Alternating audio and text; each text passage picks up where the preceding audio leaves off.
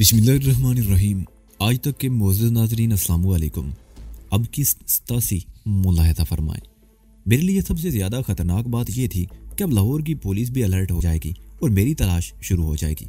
मैं भी अखबार देख ही रहा था कि नरगिस आ गई। क्या बात है, परेशान दिखाई दे रहे हो? उसने मेरे सामने बैठते हुए पूछा। मैंने अखबार उसकी तरफ बढ़ा दिया। ये खबर पढ़ लो, तुम्हें मेरी परेशानी की वजह मालूम हो जाएगी। नरगिस 8 जमात पढ़ी हुई थी, अखबार वगैरह पढ़ लेती थी। उसने अखबार अपने सामने फैला लिया। मैं उसके चेहरे के बदलते हुए तासरात को देखता रहा। खबर की आखिरी सदर पढ़ने तक उसका चेहरा सरसों के फूल की तरह पीला हो चुका था। अब क्या होगा? उसने अखबार एक तरफ हटाते हुए कहा।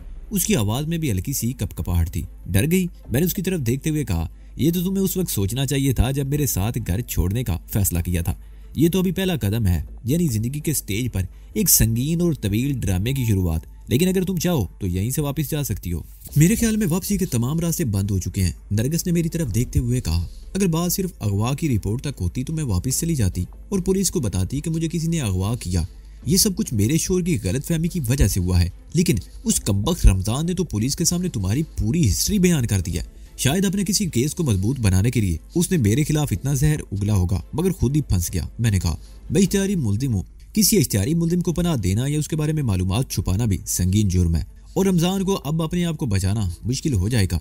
और यही जुर्म मुझसे भी सरजद हुआ है, यानी मैंने तुम्हें पनाह दी थी। नरगिस ने कहा।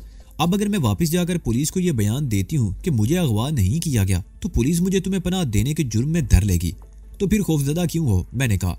ओखली में सर दिया है तो मौसलों का क्या डर? मैं खौफजदा नहीं हूँ, नरगिस बोली। मुझे इस माहौल से वहशत होने लगी है। मुझे तो अब रज़िया से भी डर लगने लगा है। ये मुझे तुमसे जुदा करना चाहती है। अगर ऐसा हो गया तो ऐसा नहीं होगा। मैंने उसकी बात काट दी और रायदारी की तरफ देखने लगा। रज़िया भी लिबास तब्दील करके इस तरफ आ रही थी। वो मेरे करीब आ गई। हम दोनों के चेहरों पर संजीदगी देखकर उसकी आंखों में उलझन सी आ गई। क्या मामला है? तुम दोनों इतने संजीदा क्यों हो? उसने बारी बारी हम दोनों की तरफ देखा। कुछ गड़बड़ हो गई है, मैंने कहा, और चंद लम्हों की खामोशी के बाद उसे अखबार की उस रिपोर्ट के बारे में बताने लगा। ये तो वाकई गड़बड़ होगी, वो मेरे खामोश होने पर बोली। यहाँ की पुलिस अब तुम्हारे खिलाफ सरगर्म हो जाएगी, लेकिन मेरे ख्याल में एक बात तुम्हारे हक में जाती है। तुम बच सकते हो। कैसे? मैंने सवालिया निगाहों से उसकी तरफ देखा। तुमने राजस्थान में पाकिस्तान के खिलाफ दहशतगर्दी का एक बहुत बड़ा मंसूबा नाकाम बनाकर बहुत बड़ा कारनामा अंजाम दिया है। तुम कई महीनों तक हिंदुस्तान में रहकर पाकिस्तान की जंग लड़ते रहे हो। ये बात तुम्हारे हक में जाती है। हो सकता है इन सब बातों को मद्देनजर रखते हुए तुम्हें माफ कर दिया जाए। मैं पाकिस्तान और हिंदुस्तान की पुलिस में कोई फर्क नहीं समझता। ये किसी मामूली और काबिल माफी जुर्म में पकड़े जाने वाले किसी शख्स के खिलाफ बगावत, दहशतगर्दी और तकरीब कारी का बहुत बड़ा केस तो बना सकते हैं, लेकिन माफी इनकी लुगत में नहीं है। मैं पुलिस की नहीं, हुकूमत और अदालत की बात कर रही हूँ, रज़िया बोली। हुकूमत और अदालत जो भी फैसला करती है इस्तगासा यानी पुलिस की रिपोर्ट की रोशनी में करती है, और पुलिस मेरे खिलाफ जो केस तैयार करेगी उसकी रोशनी में अदालत आंखें बंद करके मुझे कई बार मौत की सजा सुना सकती है। और फिर मेरे लिए साबित करना भी मुश्किल होगा कि मैं वही शख्स हूँ जिसने पाकिस्तान के खिलाफ भारतीय दहशतगर्दी का एक बहुत बड़ा मंसूबा नाकाम बनाया था, और कई महीनों तक मैं हिंदुस्तान में रहकर पाकिस्तान की जंग लड़ता रहा। बिलफर्ज में ये साबित भी कर दूं तो मुझे वहाँ बहादुरी और हुब्बुल वतनी के मेडल नहीं पहनाए जाएंगे। जुर्म आखिर जुर्म ही होता है और उसकी सजा जरूर मिलनी चाहिए। यहाँ मेरे जराइम की फहरिस्त बहुत तवील है। कई अफराद का कत्ल मेरे खाते में है, और इस लिस्ट में बहुत सी वारदातें तो ऐसी भी हैं जो मैंने नहीं की, बल्कि जिनके बारे में कुछ जानता भी नहीं। इस सूरत के पेश नजर में किसी माफी या रहम की तवक्को नहीं कर सकता। तो फिर यही हो सकता है कि कुछ अरसे तक अंडरग्राउंड रहो, रज़िया ने मेरे खामोश होने पर कहा। इस तरह छुप कर बैठे रहना भी मेरे लिए मुमकिन नहीं, मैंने कहा। इतने रोज से तो घर में बैठे रही हो, रज़िया ने मुझे घूरा। उसकी वजह थी, मैंने चेहरे पर हाथ फेरते हुए कहा। मेरे चेहरे पर तकरीबन 1 हफ्ते की दाढ़ी थी। कल पहले तो मैंने सोचा था कि शेव बना लूं, लेकिन फिर कुछ सोचकर सिर्फ खत बनाने पर ही इक्तफा किया। इस वक्त मेरे चेहरे पर मुगल कट दाढ़ी थी और सर पर भी कुछ बाल नजर आने लगे थे। अपना गंजापन छुपाने के लिए एहतियातन मैंने घर से बाहर निकलते हुए कल भी और आज भी गोल्फ कैप पहनी हुई थी। ये टोपी भी रज़िया की शोर अलियास की वार्डरोब ही से मिली थी, और आज अखबार में ये खबर पढ़ने के बाद मुझे लगता था कि अब कई रोज तक मुझे ये टोपी इस्तेमाल करनी पड़ेगी। उस रोज हम तीनों ही जागते रहे और इस मसले का हल तलाश करने की कोशिश करते रहे, लेकिन जाहिर है हमारे पास इसका कोई हल नहीं था सिवाय इसके कि एहतियात से काम लिया जाए। रज़िया शायद अब वो जेवरात फरोख्त करने के मूड में नहीं थी, लेकिन मैं उसे मजबूर करता रहा कि इनमें से कुछ चीजें फरोख्त करके रकम मुझे दे दी जाए। अगरचे रज़िया ने मुझे पेशकश की थी कि मैं अपनी जरूरत की जितनी रकम चाहूँ उससे ले लूँ, मगर मैंने साफ इनकार कर दिया। उन जेवरात को देखकर रज़िया की राल भी टपकने लगी थी और बाज़ चीजें अपने पास वो रखना चाहती थी। उनमें वो नेकलेस भी था जो नरगिस ने पसंद किया था, और फिर यह तय हुआ कि शराब से उनकी कीमत लगवाई जाए। रज़िया मुझे वो कीमत अदा कर देगी। उसी शाम हम चंद चीजें लेकर शाह आलमी से मुलीक सराफा बाजार में पहुंच गए। रजिया मुझे एक बहुत बड़ी दुकान पर ले गई। उसने यहाँ से बाद कीमती चीजें बनवाई थी। दुकान का मालिक चौधरी वहीद उसका शनासा था। रजिया ने बंधी हुई चीजें उसके सामने रख दी। उन जेवरात को देखकर चौधरी वहीद की आंखों में अजीब सी चमक उभर आई। वो एक एक चीज को उठाकर उलट पलट कर देखता रहा और आखिर में वो उस नेकलेस को बहुत देर तक देखता रहा। फिर रजिया की तरफ देखते हुए बोला, इस नेकलेस की कीमत तो हिंदुस्तान का कोई राजा या अरब का कोई शेख ही दे सकता है। यहाँ इसका गाहक तलाश करने के लिए आपको तवील अरसे तक इंतजार करना पड़ेगा। वैसे क्या कीमत होगी इसकी? रजिया ने पूछा। उसके चेहरे पर सनसनी सी कैफियत उभर आई थी। चौधरी हैदर ने एक बार फिर नेकलेस को देखा, चंद लम्हे सोचता रहा, फिर बोला, मेरे अंदाजे के मुताबिक 75 लाख से कम नहीं होनी चाहिए, 1 करोड़ से ऊपर भी हो सकती है। वो चंद लम्हों को खामोश हुआ, फिर बोला, ये सोना 28 कैरात का है। बात असल में सोने की भी नहीं, कीमत तो इन हीरों की है जो इसमें जुड़े हुए हैं। वैसे भी 28 कैरात का सोना हमारे यहाँ इस्तेमाल नहीं होता और इस नेकलेस और ये दूसरे जेवरात की बनावट भी हमसे मुख्तलिफ है। नफासत और बनावट का बेहतरीन नमूना है। ये वैसे कहाँ से मिले आपको ये जेवरात? रजिया ने कनखियों से मेरी तरफ देखा लेकिन खामोश रही। चौधरी वहीद सिर्फ 2 चीजों की कीमत देने को तैयार था, एक जुड़ाऊ कंगन और एक दूसरा लाकट, उसमें भी एक मटर के दाने के बराबर और 4 छोटे छोटे हीरे जुड़े हुए थे। 15 लाख में सौदा हुआ और तय पाया कि हम कल सुबह 10 बजे के बाद किसी भी वक्त ये चीजें लेकर आएं और हमें नकद अदायगी कर देगा। हम दुकान से बाहर आ गए। रजिया ने वो चीजें लपेट कर अपने पर्स में रख ली। उस वक्त शाम के 7 बजे थे। कार मुख्तलिफ सड़कों पर घूमती हुई माल रोड पर आ गई और फिर रजिया ने कार लार्ड रेस्टोरेंट के सामने रोक ली। हम तकरीबन 1 घंटा वहां बैठे रहे। काफी की चुस्कियों के साथ उन जेवरात के बारे में भी बातें होती रहीं। अब मुझे ये एहसास हो रहा था कि ये सारी चीजें करोड़ों की मालियत की थी। मैं माउंट आबू के पंडित बैरू के इंतखाब की दाद दिए बगैर ना रह सका। उसने वाकई कारून का खजाना जमा कर रखा था। 9 बजे के करीब हमारी कार कोठी के गेट में दाखिल हुई तो गनमैन ने रजिया को बताया कि उसके जानने वाले उसके इंतजार में ड्राइंग रूम में बैठे हुए हैं। चंद मिनट बाद जब मैं रजिया के साथ ड्राइंग रूम में दाखिल हुआ तो ठिठक कर दरवाजे ही में रुक गया। उन दोनों में एक चेहरा तो मेरे लिए अजनबी था, लेकिन दूसरे चेहरे को देखकर मेरा दिल तेजी से धड़कने लगा। वो मोहम्मद बूटा था जिसने जगत सिंह के साथ मुझे उस रात घेरने की कोशिश की थी। बूटा भी चुभती हुई नजरों से मेरी तरफ देख रहा था।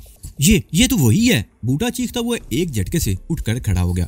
उसके साथ उसने नायत फुर्ती का मुजाहरा करते हुए अपनी जेब से पिस्तौल भी निकाल लिया। उस रात यही आदमी हमें धोखा देकर चौधरी अशरफ के डेरे से भागा था। इसकी वजह से हमें करोड़ों का नुकसान उठाना पड़ा था। मुझे तवक्को नहीं थी कि इससे इस तरह मुलाकात हो जाएगी। अब ये बचकर कहाँ जाएगा? मुझे अपना दिल कनपटियों में धड़कता हुआ महसूस होने लगा। बूटे ने मुझे पहचान लिया था। उस रात जब सरहद पार करने के बाद जगत सिंह के साथ उस वैरान डेरे पर मैं पहुंचा था तो मेरा उलिया सिखो जैसा था। बेतहाशा बाल, लंबे, बड़ी हुई दाढ़ी, मूंछें। डेरे से फरार के बाद नहर के किनारे हुजाम ने मुझे न सिर्फ गंजा कर दिया था बल्कि मेरी दाढ़ी, मूंछें और बवें तक मुंह डाली थी। मेरी हुय्यत बड़ी अजीब हो गई थी, मगर कई रोज गुजर जाने के बाद मेरा उलिया बदतदरीज तब्दील होने लगा। सर पर 1 इंच के करीब बाल उग गए थे और दाढ़ी के बाल भी तकरीबन उतने ही बड़े थे, जिन्हें मैंने साफ करने की बजाय मुगलिया कट दाढ़ी में तरतीब दे लिया था। और मेरा ये उलिया पहले जैसे उलिये से करीब तर था और इसलिए मामूली सी कोशिश के बाद मुझे मोहम्मद बूटे ने पहचान लिया और अब वो मुझ पर पिस्तौल ताने खड़ा था। तुम्हें गलतफहमी हुई है मिस्टर, मैंने अपनी अंदरूनी कैफियत पर काबू पाते हुए कहा। मैं तुम्हें पहली बार देख रहा हूँ, इससे पहले कभी हमारा सामना नहीं हुआ। तुम झूठ बोलते हो, बूटा गुर्राया। अगर तुमने बाल छोटे करवा लिए हैं तो इससे क्या फर्क पड़ता है? मैं तो तुम्हें हजारों में भी पहचान सकता हूँ। अब तुम बच नहीं सकोगे, कोई चालाकी काम नहीं आएगी। अपने दोनों हाथ ऊपर उठा लो और नागी इसकी तलाशी लो। उसने पहले अपने साथी की तरफ इशारा किया जो अब भी सोफे पर बैठा हुआ था। बूटे ने जिसका नाम दोहराया वो उठकर खड़ा हो गया। उसका कद 6 फुट से निकलता हुआ था।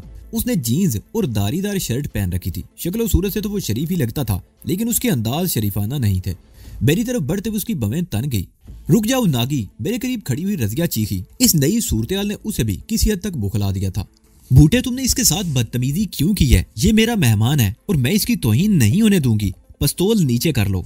अगर ये तुम्हारा मेहमान है तो फिर ये तुम्हारे साथ भी बहुत बड़ा फराड कर रहा है रजिया बीबी, बूटे ने जवाब दिया। इस शख्स की वजह से हमें करोड़ों का नुकसान उठाना पड़ा है।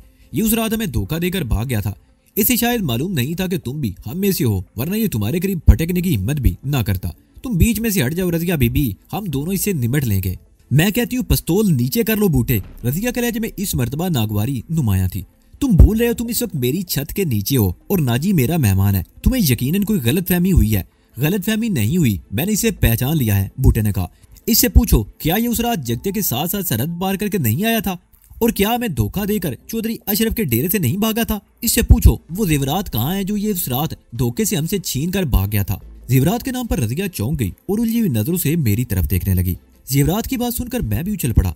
रजिया को मैंने बताया था कि सरहद पार करने के बाद मैंने अपने गांव में नर्स की यहाँ पनाह ली थी। उसे ये नहीं बताया था कि सरहद पार करते हुए मेरे साथ जगत सिंह नामी एक और आदमी भी था, जो मुझे किसी डेरे पर ले गया था और जहाँ बूटे से मुलाकात हुई थी। मैंने रजिया को तो ये भी नहीं बताया था कि मैंने तकरीबन 5 लाख की भारतीय करेंसी अपने लिए बेकार समझकर इन दोनों को दे दी थी और इन्होंने जेवरात पर कब्जा करने के लिए मुझे कत्ल करने की कोशिश की थी। लेकिन मैं उस रात इन दोनों की पिटाई करके डेरे से भाग निकला था। वही जेवरात इस वक्त रजिया की तहवील में थे और बूटे ने उनका हवाला देकर मेरे किरदार को मशकूक बना दिया था।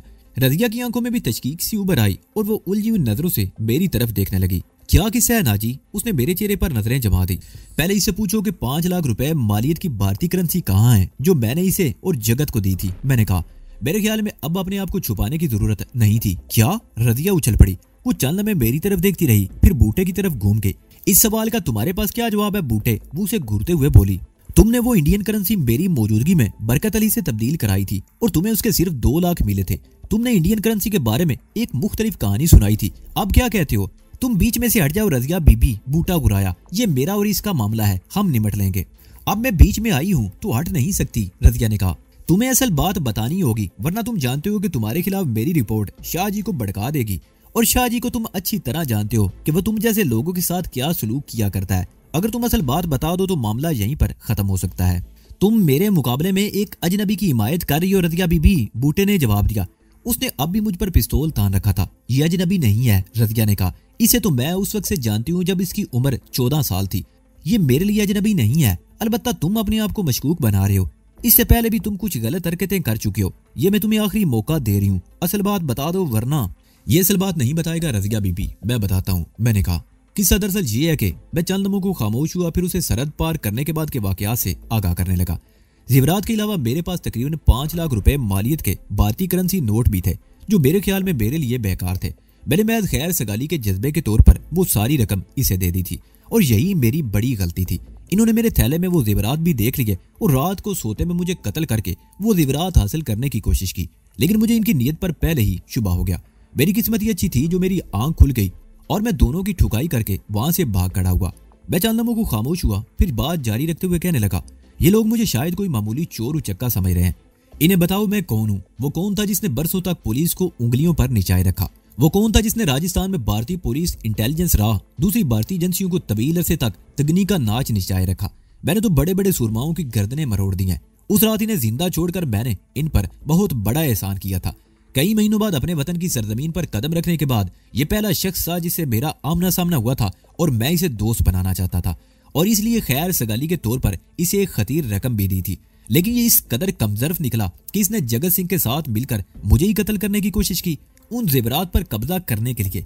इसे ये भी बता दो कि वह जेवरात इस वक्त कहाँ हैं। मेरी इस तवील गुफ्तगू के दौरान बूटे के चेहरे का रंग बदलता रहा। वो कभी मेरी तरफ देखता और कभी रजिया की तरफ। बूटे का साथी नागी खामोश खड़ा हमारी तरफ देख रहा था। सुन लिया तुमने बूटे? रजिया ने उसे घूरते हुए कहा।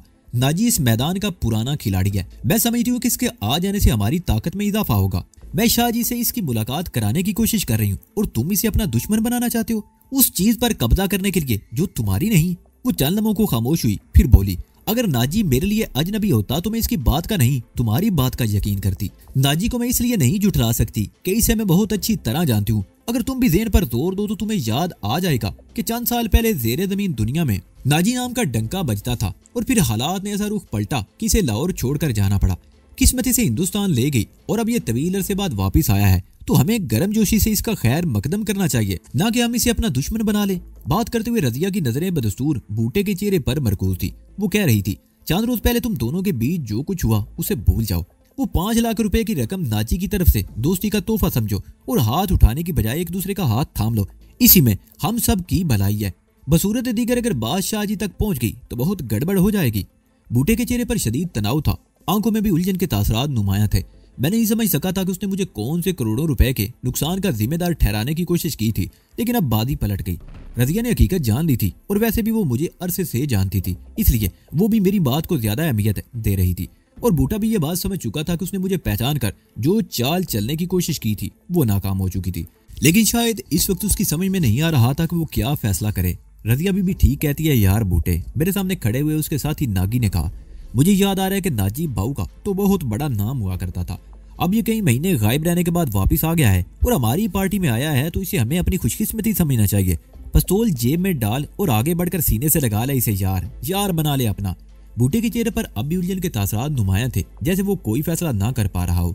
नागी ने आगे बढ़कर उसके हाथ से पिस्तौल ले लिया तो उसने कोई मुजाहमत नहीं की। मैंने मुस्कुराते हुए हाथ आगे बढ़ा दिए। बूटा भी एक लम्हे की हिचकिचाहट के बाद आगे बढ़ आया। मेरा ख्याल था वो गिले शिकवे मिटाने के लिए गले मिलेगा, लेकिन उसने सिर्फ बायां हाथ आगे बढ़ाया। माफ करना यार नाजीब बाबू, उसने मुस्कुराने की कोशिश करते हुए कहा। गलती हो गई मुझसे, मेरा ख्याल है मुझे ऐसा नहीं करना चाहिए था। दरअसल वो सब कुछ जगते की वजह से हुआ था। उसने मुझे वरगलाया। भूल जाओ अब उस बात को। मैंने बड़ी गर्मजोशी से हाथ मिलाया। मैं समझ गया कि वो अब सारा बोझ जगत सिंह पर डालने की कोशिश कर रहा था, जो इस वक्त यहाँ मौजूद नहीं था। वैसे मैं जान चुका था कि सारी शरारत इसी की थी।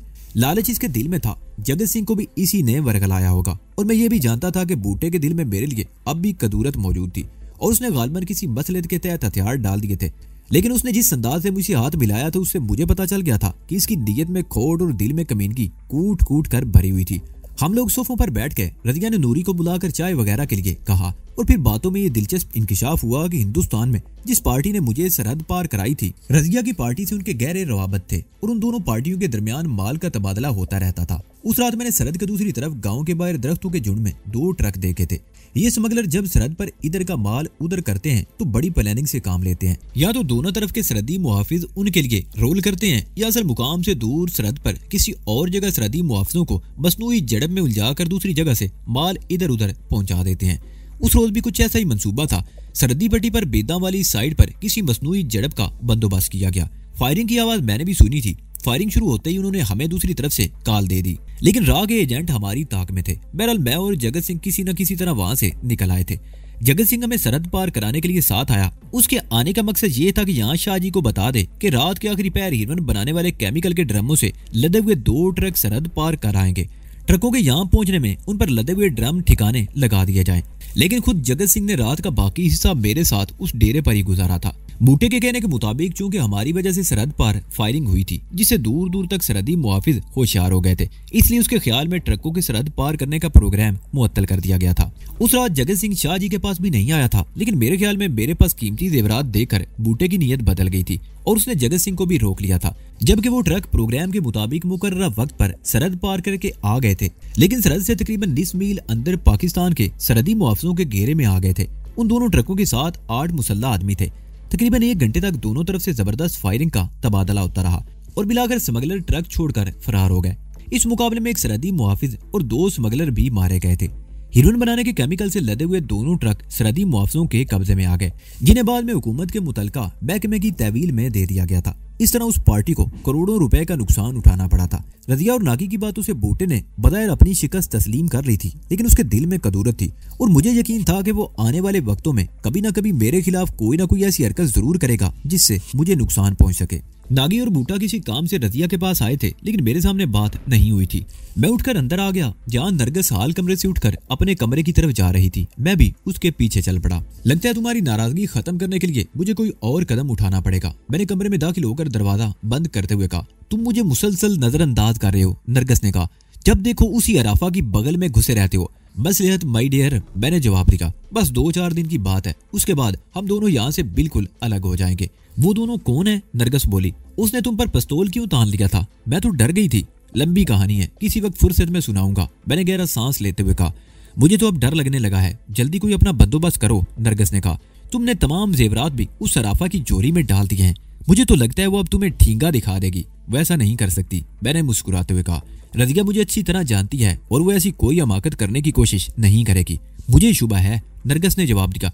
तुमने हमाकत की जो सब कुछ उसके हवाले कर दिया। मुझे तो उसकी नीयत कुछ ठीक नजर नहीं आती। वो तुम्हें मुसलसल टरखाए जा रही है।